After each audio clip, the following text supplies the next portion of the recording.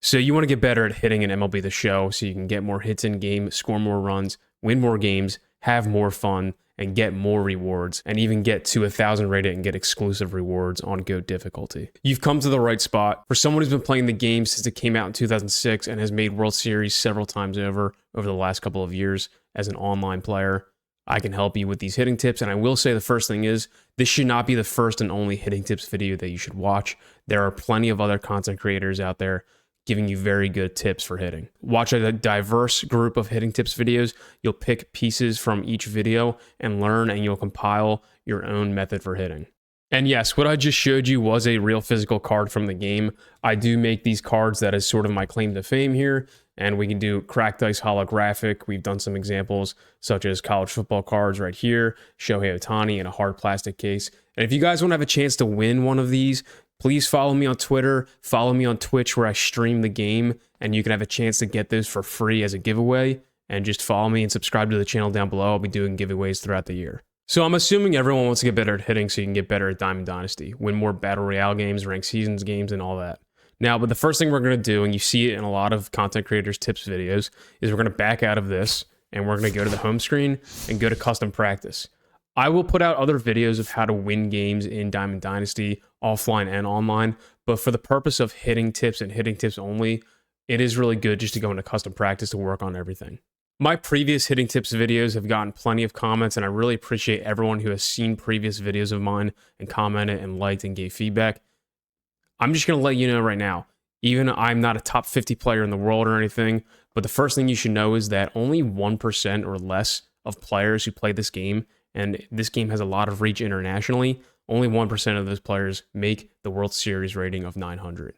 Now this year it's different, it's actually 800 rating, so there are probably going to be more players making it, but then we also have the GOAT difficulty at 1,000 rating. So the first thing you should remember with this is if you're not hitting the ball, you're not doing well, you're in a big group of people that are doing the same thing. So we're going to get better at it here today. Baseball is very tough, and this is a true baseball simulation game. It's not an arcade game like Backyard Baseball. It's not Mario Baseball, Wii Baseball. It is a true to form simulation baseball game, as close as it gets.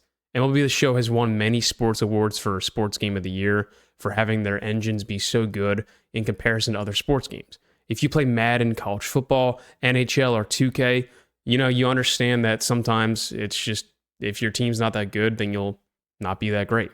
And here, if you're good at hitting, you can win with any player and any team. As we go into the custom practice here, I recommend using one of the teams that has legends on it, simply because they're going to be using legends in Diamond Dynasty, such as Randy Johnson, Jackie Robinson. We have Roger Clemens and Manny Ramirez this year. You can find those when you scroll down or up all the way to the Boomers, the Beasts, and the Groundbreakers. I would also recommend using the All-Stars from both sides if you want to use active players. So we'll go ahead and hit with the NL All-Stars that has a good variety of lefty and righty hitters against the Beast legend pitchers. All right, and in this video, to help you to visualize and to see what I'm doing, I'll have a hand cam, and it's not that. It's a controller cam to show you what I'm doing with my thumbs and my hand, all right, to show you where I'm moving my controls. Now, that brings up a really great point, is your equipment. I'm going to play this on a regular PS5 controller, the one that came with the console. Yours is probably white or black or whatever. This is a regular PS5 controller. It's actually not ideal at all to play with this for MLB The Show, but I'm going to show you that you can still hit very well with a normal controller, as I've done for many years. If you want to spend a little bit more money for a better controller, I do think it is worth it, as the response time on the DualSense Edge, which is basically the Pro controller for the PlayStation 5, you will get a better response time. You can modify the buttons. You could have swing buttons in the back, or you can map the buttons for however you want. You can even change the triggers and how far down they go. And that will really help you with your ergonomics and show you that you can do more than just hit X with the thumb. To forego the response time, we're going to use a regular controller to show you that it can be done. The next thing is your monitor. I really don't recommend playing this game on a television if you want to play online. It's the only thing I would say it's like almost unacceptable. Now, that's not to say that there haven't been top players who've actually gotten in the top 50 and even the top 10 playing on a TV, but that's an anomaly. They are in a 0.0000000 something percentage of players who can actually do that. I'd recommend getting a gaming monitor not like some monitor that you got from work or a hand-me-down monitor. If it's a gaming monitor, you'll know because it can clock at least 120 hertz. Now, I'm going to play this on 60 hertz just to show you that it can be done. And it is a gaming monitor technically, but we're on 60 hertz right now. The 120 hertz and 60 hertz is referring to the response time of the monitor and the refresh rate, I should say. So the refresh rate, the better it is, the more easy it is to see the pitch coming in from the pitcher, and the better reaction time you can have because of that. So if you're buying a new PC or a new monitor and you're in the market for one, I recommend getting a monitor that can go up to at least 144 hertz. There are some that even go up to 160, 165, but really 120 is the baseline. So just make sure it has 120 or more. And if it has 120, it usually has the option to go up to 144. Now, if you have a monitor already and you're not sure, look up the monitor in Google. I have an Asus monitor. It has a certain serial number on it. So I would copy and paste that or just type it into Google and see how high the refresh rate can go. Type in your monitor and how high of a refresh rate it is. So you might have to change it on the monitor itself, or there might be a software you can install from that company's website to change the hertz on your monitor. Stadium doesn't really matter too much. Now, obviously, as you're watching this video, there are chapters down below, so you can navigate throughout the video to skip ahead to chapters. If you already know your settings, you already know your equipment and everything, then you can skip ahead. The last part of equipment, you may have noticed I have this little white thing on my controller. If you guys don't know, this is a control freak. All right, so a control freak is basically just this little range of motion thumbstick that goes over top of your analog stick. This is the Galaxy. All right, control freak is spelled with a K, K-O-N-T-R-O-L, freak, F-R-E-E-K. So it's spelled a little bit differently. You can look them up online, or they are on Amazon. Some content creators have a code for them if you want to get a discount. This is going to greatly improve your range of motion on your controller and on your thumbstick, and it's really used heavily for FPS games and shooters. But I really would recommend not playing MLB The Show without one of these. So I never play without a control freak. The other thing you can try, and I've tried it and I don't really like it because I feel like I can still hit without it, is a precision ring. So Control Freak actually sells a combination pack where you can get precision rings and the control freaks, and it comes with a mid-rise and a high-rise Galaxy control freak. The other kind I like is the CQC Rush, but a lot of players like the Galaxy for MLB The Show just because of the concave and whatever. But this one comes with precision rings that basically help your sensitivity of your analog stick. Since there is no way to change the sensitivity within MLB The Show itself, a lot of people prefer the precision ring underneath of the control freak, and that will limit your movement a little bit while still having the thumb ergonomic advantage of the control freak on top of it. So if you want to try it, I would recommend giving it a shot, trying to break them in, and then seeing if you can hit with them or without them if you like it. Okay, so that's my rundown on equipment. Monitor, controller, control freaks. Really the only thing I require out of those is a decent gaming monitor and definitely a control freak. All right, and then you have the precision rings as an option as well. All right, the next thing I'm going to get into is the physical aspect of hitting. Like what you're doing in your chair with your arms, your hands, your thumbs, your face, and how close it is to the monitor and things like that. All right. So I really like and suggest that you be as relaxed as possible. You know, there is that image where someone's engaged and they're closer to the monitor. There are going to be times in games when you're playing this that you're going to have to do that, and it's going to feel a little bit better and you're going to feel focused. Speaking of being focused, don't expect yourself to hit well if you're tired, if you haven't eaten, if you're not in a good mood, if you're frustrated already, or you've been sitting down for a while. All right.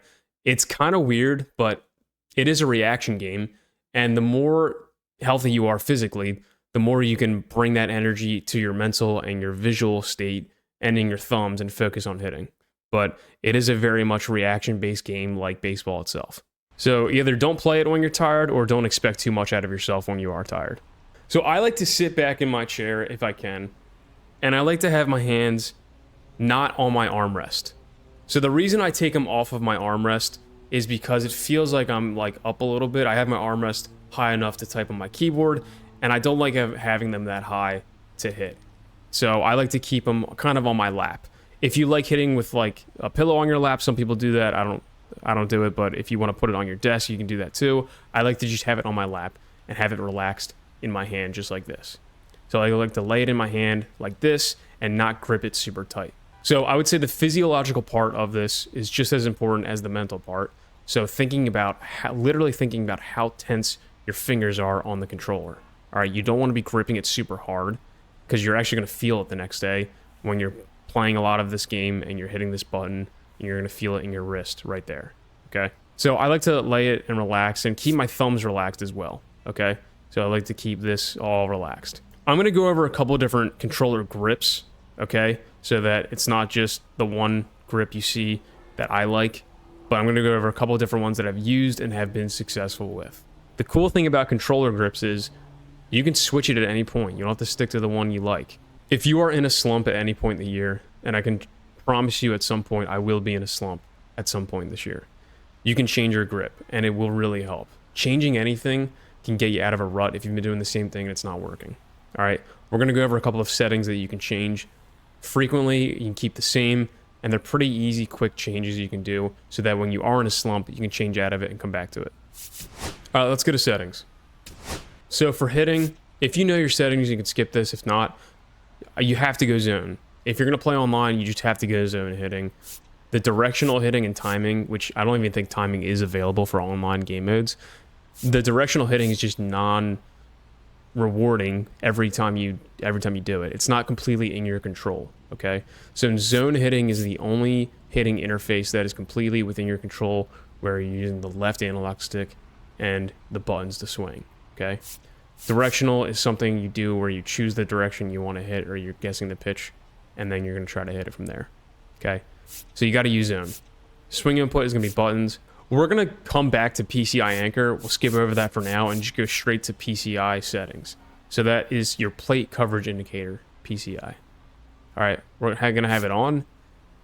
This is something that's going to be personal preference, but I'm going to go over a couple different things and what I do and how I actually switch it throughout the year sometimes if I'm in a rut. But I'm going to show you all of it just so you can see what it looks like if you don't know what it is yet. So the PCI center is basically the sweet spot of the bat. All right, we're going to set it to the default, which I believe was circles. We'll set the PCI inner to basic and the PCI outer, which is none right now, to Starfighter. We'll keep it at yellow, 70% opacity, and we'll have the fade out as none. I'll show you what all that means right now. All right, so the PCI, you see these parenthesis looking lines on the screen that are yellow, okay? The ones all the way on the outside to the right and left are the Starfighter lines that we picked. The actual looking parentheses in between those, closer to the middle, that's the inner PCI. That is basically the rest of the bat that is not the sweet spot. All right.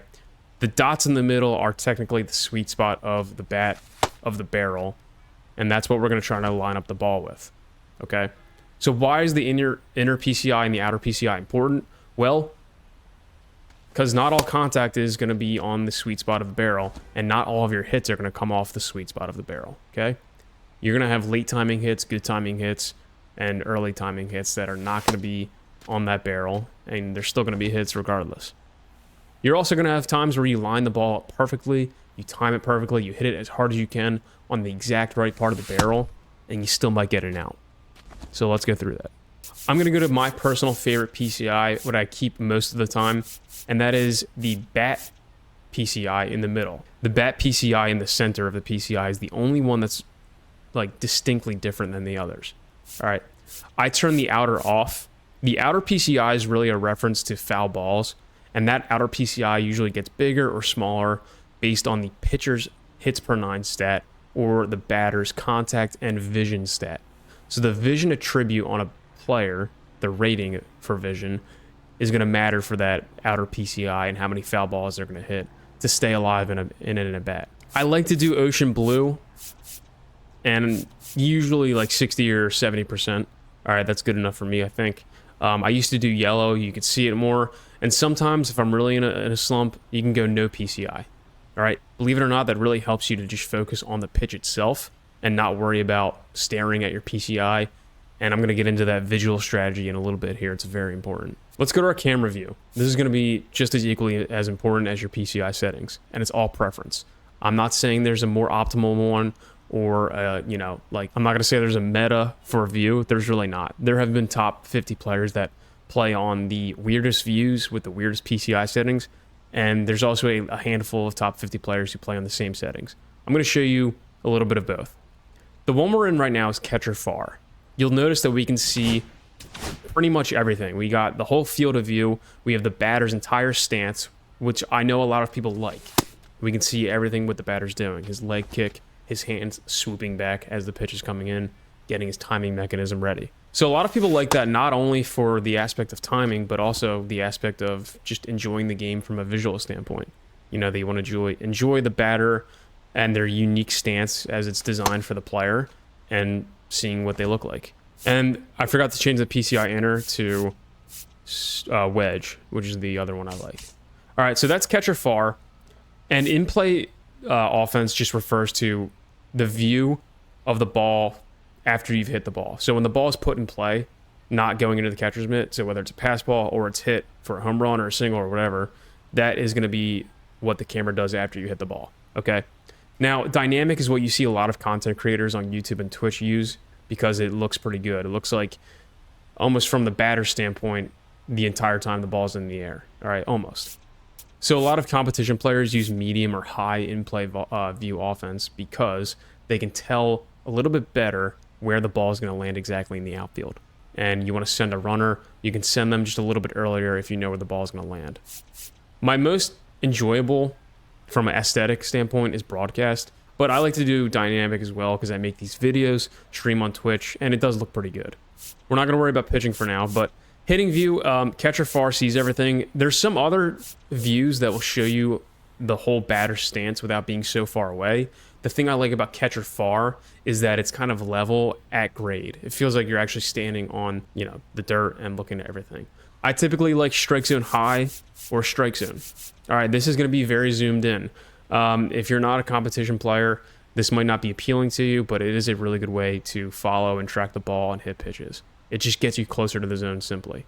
The only disadvantage is you see less of the player at the plate, less of the batter's stance and leg kick, but it depends on the player as well. If the batter has a more open stance, you might not see as much of him. Batter's a close stance, then you'll see more of him or her, and you'll, you know, see their leg kick a little bit more. All right, so this is strike zone high, or strike zone, I can't remember. They're pretty similar, but one's panned up a little bit more, okay? Now, the last thing with settings, and this is really only in practice mode, is we can change the pitch frequency and location so that we can focus on pitches that we want to hit. So you can choose to only throw pitches in the zone, all right? You can choose to only do pitches on the inside part of the plate if you're struggling with that, and you can choose to only throw sinkers. If you're struggling with inside sinkers and you just want to work, you know, focus on hitting that and getting better practice at that, we can do sinkers in the zone, all right, so that you want to hit those. Or since we know that sinkers from a right-handed pitcher to a right-handed batter, sometimes they start in the zone and move out of the zone. If we want to practice laying off some of these pitches inside and out, or in the zone, inside and low and high, whatever, then we can select these options as well. All right, that's going to limit those pitches to this part of the plate, like that. Now you'll notice when we hopped into this right away, I didn't just start swinging and trying to hit the ball. What I did right there is a very good thing you can do in practice mode and in the game early in a 9-inning game. If you're playing a 9-inning game, you have time to pick up on pitcher tendencies, which is actually your opponent on the other side of the sticks. All right, so seeing pitches and watching the pitch go from the pitcher's hand all the way into the catcher's mitt, which you can't see, is really good for just understanding what that looks like and your timing.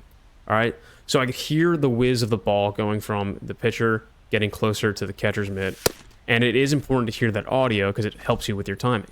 So not only in game, but also in practice mode, not hitting the ball is just as important as hitting the ball. It means just as much. All right. Obviously in the game, you get rewarded for balls if you're taking pitches like that. But when it comes to hitting and batting overall and being a good player at the plate, not hitting the ball is just as important as hitting the ball. So early on in the game, I like to take pitches. Not only does it get the pitcher tired, which makes it easier to hit off that pitcher in particular later in the game when they do get tired, but it also gives you a good understanding of their pitch repertoire, pitch tendencies, and the timing of the ball coming from the pitcher to the plate. All right, so that's just a mental strategy. Write it down if you want. I really recommend it. The next mental strategy, and you noticed I haven't turned on the controller cam or the hand cam yet. The next mental strategy I would write down or remember This is something I constantly remind myself of. It's a ball before it's a strike. That's something you need to remember. This little strike zone box is a very small zone. If you think of it that way, and think of it as the pressure being all on the pitcher, all right? I'm just thinking, I'm sitting here, I'm hitting, I'm comfortable, and that pitcher all the way out there has to find a way to get that ball in this zone. That puts the pressure on the pitcher. Even though it's a video game, you're going to have an opponent on the other side of it trying to find a way to throw strikes, okay? So I like to think of it as it's a ball before it's a strike. And we'll come back to that mental strategy with a visual strategy I'll show you right after this. Thinking of it as a ball before it's a strike will stop you from swinging at pitches like that or pitches way out of the zone and looking goofy, okay? I know we're eager to play the game and hit because this is fun when you're hitting well, but you're not going to get good pitches to hit if the pitcher's throwing balls out of the zone and you're swinging at them. If you keep swinging at those, they will keep throwing them, and you're going to get frustrated, you're going to get off the game, and you're going to be mad that or wondering why the other player's not throwing strikes. It's because you keep swinging at balls. So take some pitches, even if they're in the zone. It's the next thing. If you see a pitch, and you're practicing taking pitches, and your opponent throws a strike on pitch 1, and you think to yourself, I should have swung at that, it was a strike. Try to get rid of that way of thinking. If it's a pitch you know you didn't want to swing at because you might roll it over, you might pop it up, or you might make bad contact, or you just simply weren't ready for it, and you were anticipating, and you moved your analog stick and everything, but you didn't pull the trigger on the controller, just think to yourself, that's a good thing. Instead of thinking, I should have swung, it was a strike, think, it's a good thing I didn't swing at that because I really wasn't ready for it, and I probably would have done something bad with it, like a pop-up or a ground out. So get used to that. You got 3 strikes. Just because you have 2 strikes on you doesn't mean the 3rd strike that's coming in is going to be the hardest one to hit. That's just you making that up in your head, okay? So work with all 3 of those strikes and try to force them to throw balls. Trust me, once you get runners on base because they're throwing too many balls or they're walking you, they're going to end up throwing strikes, and then you're going to have a lot more fun scoring runs off of a grand slam or a 3-run home run versus a solo home run that you got just because you got lucky on a pitch in the zone. And the last thing for mental strategy is always be ready for the fast velocity pitches. Fastball, sinker, sometimes cutter. Fastball pitches and fastball variants, that's 2-seam fastball, that's a sinker, that's a rising fastball, which you don't see a lot of in this game, a running fastball, and a cutter. Those are all variations of a fastball. So always prepare and anticipate your timing for a fastball like that and understand what that meant to you from a muscle memory standpoint, like what that looked like from pitcher's hand to strike zone. Ready now. Now. Keep a little timing mechanism, a little clock, like tick, tick, tick, from when he releases it to the strike zone on fastballs. And remember that for the rest of that time of the pitcher being in the game. You can work off the fastball. The good thing about Pedro Martinez is in this practice mode, he's a very, very diverse group of pitches and a big range of velocity. He can throw as hard as 99 miles per hour, and we know if he has outlier, it's going to be over 100 miles an hour, all the way down to a 71 mile per hour curveball and a 76 mile per hour changeup.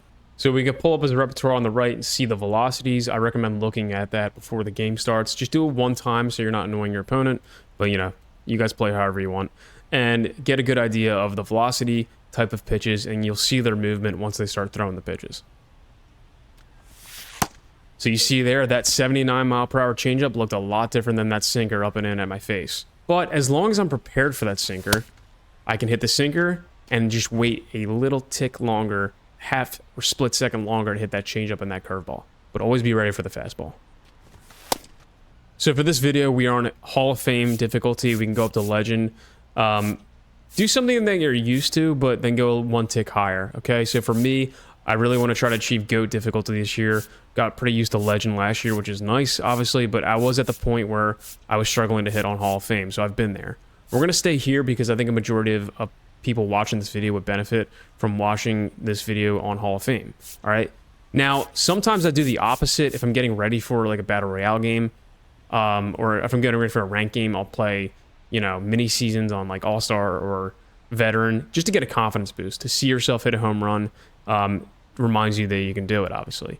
But for practice and trying to get better, I try to go 1 tick up. All right, so we go Hall of Fame if you're used to All-Star, and we go, Legend if you're used to Hall of Fame. All right, now let's focus on controller grip and actually hitting the ball. So In the bottom left part of the screen, this is very important. There's going to be feedback. When you're learning how to get better at hitting, and really even when you're a good player, you're going to look at this every single time. Whether you're just glancing at it, glossing over it, or you're really thinking about that feedback in the bottom left. It's going to show you a couple things here. So that was just one swing we took, but showing us that our timing was just a little late. And then to the right, it depicts where our barrel was on the bat. And we were definitely well below that ball, which is why it was a pop-up. All right. On legend difficulty, you probably swing and miss at that. PCI is a little bit smaller. You don't get rewarded as much. The inner PCI barely caught that ball. Okay, it came off the bat at an exit velocity of 76 miles per hour, so that's how hard you hit the ball. And then your launch angle was 34 degrees. 34 degrees is pretty good launch angle for hitting home runs, but not when you only have 61 power. So remember what power ratings your players have. And when you only hit the ball 76 miles per hour off the bat. For players with not a lot of power, you don't always want to try to get under it. You're not going to hit home runs all the time. You might even have some perfect contact outs at the warning track if you try to do that. But I would look at this feedback every single time after every single pitch, just so you can understand and kind of learn from yourself. In the same way that AI learns from input and gets better and teaches itself, it's like the same thing with you guys learning from your own mistakes or from your previous hit. All right, and there are going to be points in this video where I probably look a little bit silly. Now, this is something for you to remember too. Why would you want to take hitting tips video from a guy who's going to miss a pitch or something like that? Well, first of all, in baseball, if you succeed 3 times out of 10, that's considered a good thing, which means you're failing 7 times out of 10. So it's all about what you focus on, okay? Hitting 300 is a good batting average in baseball, all right? So if you focus more on the times where you swung and missed completely, you looked like a fool, you're not going to have a fun time playing this game.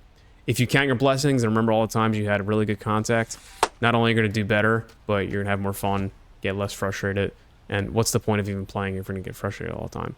I know it's hard not to. If you're trying to get better at hitting, focus more on your positive results and just try to learn from the bad swings. Sometimes just chalk it up to a good pitch. You know what I mean? If you're going from a 97 mile per hour sinker inside to a slow, like looping 72 mile per hour curveball outside, and your timing's way off on each swing, don't get down. You can go down 0-2 in a count and still hit a home run if you want. It's all up to you. All right, so that is the feedback in the bottom left. Now, I'm going to go over some visual strategies. Some visual strategies I always remind myself of. There's a couple you can use. We're looking at the strike zone right here at this rectangle. So I have visual strategies that I keep in mind because sometimes your eyes and your vision, they just go in and out. Sometimes your tunnel vision super focused. Sometimes your tunnel vision and not focused. All right, sometimes you're like relaxed and zoomed out and you're crushing everything. Sometimes you're too relaxed and zoned out. So one of the visual strategies I use is looking at the strike zone and thinking of it as a hockey net. And so imagine yourself as a hockey goalie and you're in the strike zone. All right, remember, it's a ball before it's a strike. So if there's a slider starting outside of the zone and it's making its way back into the zone, I'm just swatting it away, right? If it's going wide, I don't have to worry about it. As a goalie, I'm relaxed. I'm letting that puck go wide. I'm not going to go out of my way to make the save, okay? So think of the strike zone as a hockey net and you're just swatting away the puck or swatting away the baseball in this case, okay? So if it's coming right at you, if you're a goalie, you're not going to move out of the way, right? You're going to sit in there, be relaxed, and you're gonna catch it, but in here, you're catching the ball with the bat, okay? And then anything that's coming out of the zone into the zone, if you have, a strike on you or 2 strikes and it looks like a good slider that's coming back into the zone, or a sinker or something like that, you're gonna swat it away. So you're always gonna be prepared for the ball to come back into the zone, but the mental strategy we talked about earlier is that it's a ball before it's a strike.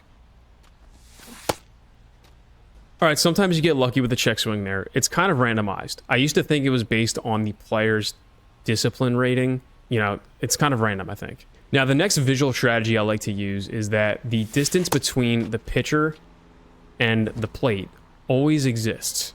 All right, so the reason I say that the distance is always there is that sometimes we lose track and we get too tunnel vision, or our vision gets way too focused on the pitcher and his movement. We forget to even look at the ball, all right? And we forget about that distance in between the batter and the pitcher.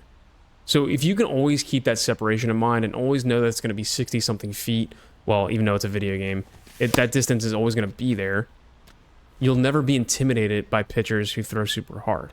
Now, The only key difference is taller pitchers quite literally are closer to the plate as they're releasing the pitch. So they have an advantage over you there. But if you're ever intimidated and feel like you just can't catch up to the inside fastballs and you're just like always late on them, no matter how good your PCI placement is, you can develop a timing mechanism by one, doing it in practice mode and choosing those pitches. So fastballs up and in only for strikes so you can learn how to hit them. And then choose the sinkers and fastballs for inside so you can lay off the balls and only hit the strikes and choose and differentiate. But if you're facing a pitcher who just, you cannot hit his fastball and your opponent just keeps testing you up and in because they know you can't hit it, well, to be quite fair, it's because you're intimidated by it. So you got to remind yourself of that distance and remember that you'll always have time, no matter what. It's not impossible. So after you've established that visual strategy, you need to develop a timing mechanism to prepare for that inside pitch. So I look at the pitcher's leg kick. I'm ready. Sometimes I look at my batter and look and like out of my corner of my eye with his peripheral vision and notice that his leg kick comes up. When it's coming down, as soon as it hits the ground, that's the timing that you want to swing, if it's in the zone. So you never want to stare at his leg. That's technically called tempo hitting, is learning the timing mechanism of the batter in the game. When his foot hits the ground, that's when you want to swing. You got to learn how to train your eye to look at that without actually looking directly at it. Or if you want to focus on the pitcher, sometimes you look at his feet, his legs. I never really stare at his face, but you can look at the area like above his, next to his neck, next to his hat, where the pitch is going to come out of his arm slot. All right, and then you can at least get better with your timing from that point, even though that one was late right there. Sometimes it's hard when I'm talking to you guys to focus on this, but it is what it is. I would almost even argue it's harder to improve like your PCI placement within a game. So if you focus more on timing is definitely more important, especially on like All-Star and Hall of Fame difficulty. Then it'll be easier to hit the ball. All right, another visual strategy, and this one's pretty good early in the count, is splitting up the zone. Visually, you can do this. You can't put it in the game, but visually put lines in the strike zone and hover, all right? Split it up into thirds or halves or quadrants. I like to do thirds and think to myself, or actually I like to do halves. So the lower half of the zone or the upper half of the zone, all right? Or you could do inside and outside. So if I'm in a 0-0 count, no balls, no strikes, right? And let's say I have a runner on first. My opponent might be trying to bait me into hitting into a double play, so he needs a ground ball, which means he's probably going to throw the ball below the zone or down here, all right? So I'm going to sort of guess pitch, but I'm going to really like put my focus down on the bottom part of the zone and draw that line here, all right? If it's anything below the line I draw, let's say instead of putting it right down the middle, I put the line right here in my head. If it's anything below that, I'm not hitting it, even if it's a strike, because I know he's trying to get me to go in the ground ball into the double play. All right. So I do that, and he throws a strike, and it's 0-1. That's okay. I still have 2 strikes to work with. If he does it again, then I obviously have to change my strategy and think to myself, all right, I got to be prepared to hit anything now. So I get rid of those lines. But it does help you to lay off pitches that are going to be below the zone that you would roll over, because your focus now goes from the strike zone being up here to kind of shifting down here, and you have this line, which is like a threshold or like a no-fly zone for you. All right? So it's a good way to avoid swinging at pitches in the dirt is to create that line down here in the bottom of the zone, split it up into a half or a third, and look at that third early in the count. And then get rid of it if the count becomes disadvantageous to you. Now, if you split it up into halves because vertically because you're worried about the inside pitch versus the outside pitch, that's a good thing to do too. All right. So if your opponent's throwing a lot of inside sinkers, trying to like get you to jam shot it, or have bad timing inside because it's a righty-righty matchup, you can isolate inside and put that line right here. If he throws anything inside of it, I'm not swinging because it might be a ball inside. If it ends up being a strike, kudos to him, it's a good pitch. Now I'm going to move that line, or I'm going to rethink that line and think, all right, I'm still focused inside and the line's still here. I'm still focused on this third, but if it looks like a strike, I'm going to swing, and I'm going to be prepared to swing early. It's usually better to have early timing than not. All right. So I can put that line there and focus on inside pitches. And everything else too. Everything else, if I'm ready to swing, I can risk it even though I wasn't focused out here, I can move outside and hit. Now, what's new this year is ambush hitting. We'll get into it, but that is kind of what ambush hitting is without having the ambush hitting feature in here. Is like splitting up the zone into thirds, halves, quadrants in your mind, and then having a strategy of pitches that you're going to swing at and not swing at. So I really like that one a lot. I think it helps. I've gotten a lot of feedback on my other hitting tips videos about that, saying this is great advice, and like I wish you could do this in the game and put a line in there. So I think that one works a lot. All right, but if your PCI is all over the place, it's going to be tough. So we're going to get into thumb movement and PCI placement in this segment right here. All right, in pre-pitch, you'll notice sometimes I'm moving my PCI around, okay? Now, I like to do that just to remind myself what kind of range of motion I have. All right, if I need to hit a pitch over here, I can do it. I can also go down here, and I don't have to do it like that. I can just snap to it directly like a diagonal line, okay? I do that sometimes just early in the game. Now I know I can do that. I know what it feels like on my thumb. I think about the thumb to brain connection and what that actually feels like while I'm doing it. Sometimes people like to have their thumb directly on top, almost like their thumb is like almost vertical on it. Sometimes you have it like this. Sometimes people like to have it barely on the bottom, like your thumb's barely on it, keeps it really loose. And believe it or not, you can still have the movements you want. All right, so pushing up is a little bit easier than pushing down. Now, if it's a pitcher I know who has a good sinker and a good slider, sometimes I like to hover out here, be prepared for the slider, but always have that anticipation that the ball might come back to the inside part of the plate. So I also like to do small movements in the zone to remember that I can hit pitches down the middle, because sometimes hitting pitches down the middle is the hardest to line up with the PCI. All right, I wasn't focused on that one, so just ignore it, please. But sometimes you'll find that you recognize the pitch right down the middle and you're like, oh my God, yes, I see it. It's a fastball. I'm ready for it. I'm going to swing. And then you do this and you go below it, or you go way past it to the right and you make horrible contact, or you make no contact. Okay. So some of the hardest pitches to hit are actually in the quadrants of the zone, like those little grid marks. Okay. So sometimes you're facing an opponent and they're smashing everything on the corners because they can just slam the analog stick down to it, then sometimes throw in that quadrant. But we'll do that in our pitching tip video. All right, so small movements are good no matter what type of grip you have on the controller. All right, and even though we're late there, PCI is pretty good right in the middle. Might actually be a double right there. All right, so sometimes timing isn't everything, but so having with pitches down the middle or in the quads, having those small movements in your muscle memory is really good. So you're not just slamming, moving it past. That's the other thing that the precision rings can help with. However, if you can figure out how to hit well without them, you'll be even better with the P rings. So I'd recommend practicing without them as well. So having the thumb like this is a more fine control, and having it over like this is a more coarse control. All right. So the small movements become more achievable. All right. Now the other grip I like to talk about is the claw grip. If you're in a slump, or you just want a new way to grip it because you just can't figure out your PCI placement, it's all over the place, I would either take the PCI off so you're focusing on the pitch itself and where your thumb's going, or try the claw grip.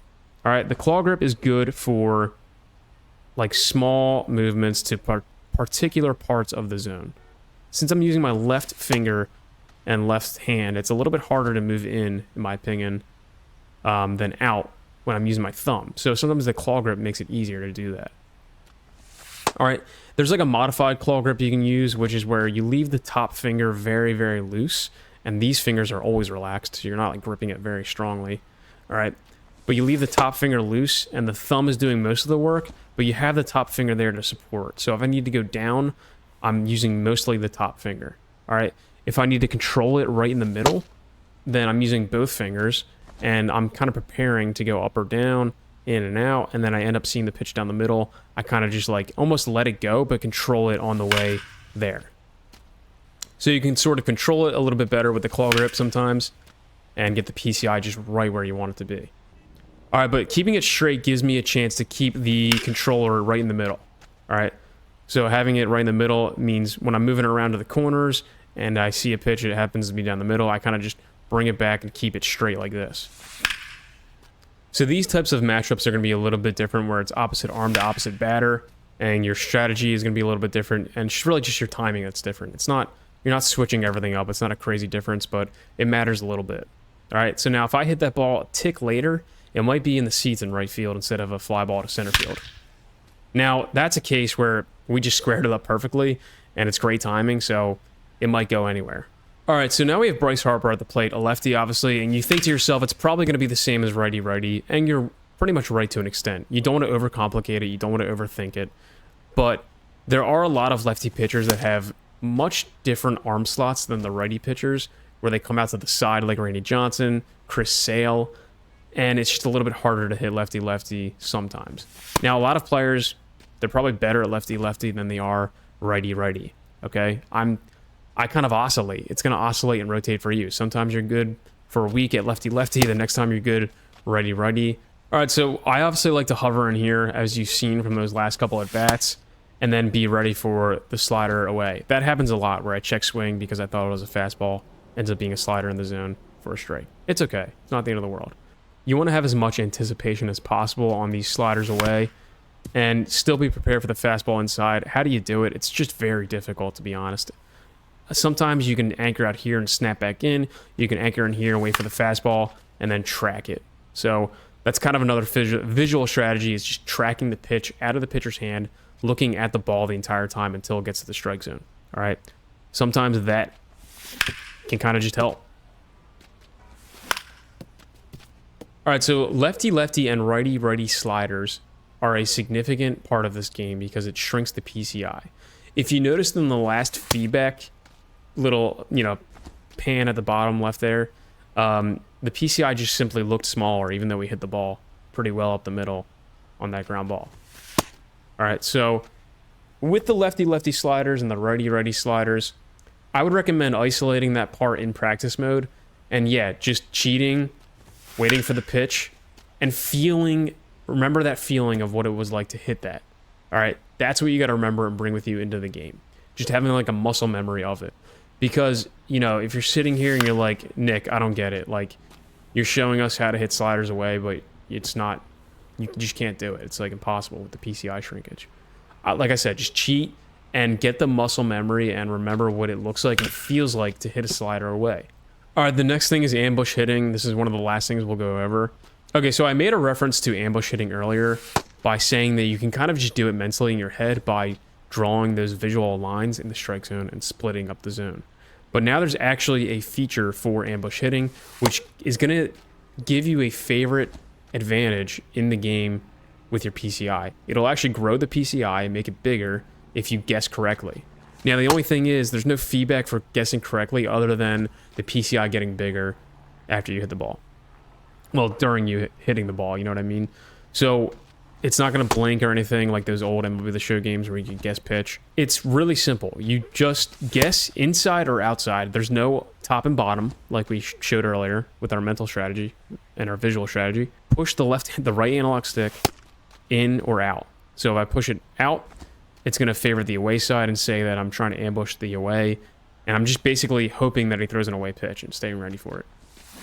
So if he throws an inside pitch, you do get penalized and your PCI shrinks smaller than it would be if you didn't guess ambush hitting at all. So if you get it correctly and it's on the outside part of the plate in the zone, your PCI should get bigger, resulting in better contact. Now, this doesn't mean that doesn't mean you're going to square up the ball. It doesn't mean you're going to hit a perfect. It doesn't even mean it's going to be a strike if you guess the right side of the plate. So it's really just a non-complicated way to give you an advantage or a slight disadvantage. All right, so the advantages and disadvantages are slight, but if I guess inside here, it's outside, I still could have hit that pitch and banged it to center field. Now, if you're thinking to yourself like, oh, if it's not inside, I'm not going to swing, right there is right down the middle, and it was technically outside of that ambush area, it still worked. We got a home run. I hope you guys enjoyed this video. Please go check out my other channel if you want to see the hitting tips videos for the previous year's games. They have a lot of advice in it. They're long videos, but they really do help, and I hope you guys appreciate the advice. If you have any more advice, please drop it in the comments. Anything that helps you, strategies, whatever it is, equipment, controllers, please drop it down below. Subscribe, drop a like if this helped, and I'll see you on the next one.